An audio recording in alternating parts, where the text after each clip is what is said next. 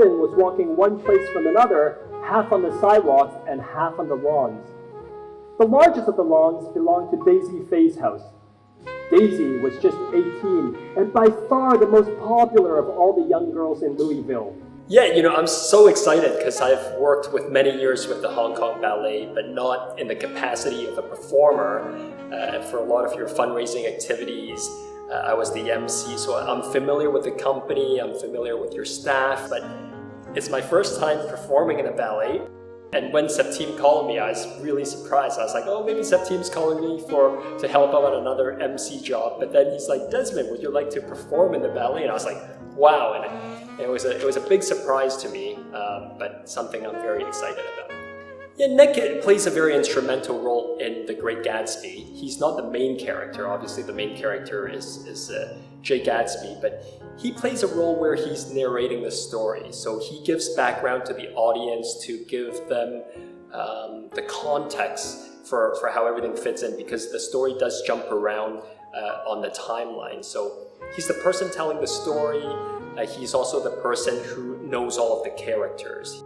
I believe I'm the only person who has a talking role. The rest of the performance is all by the dancers, and there's going to be some wonderful music as well.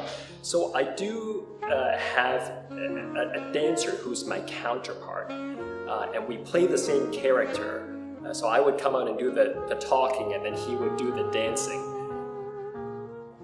How this is conveyed to the audience is really neat.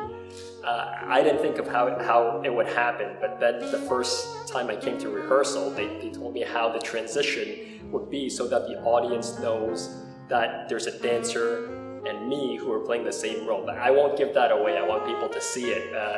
It's really smart production.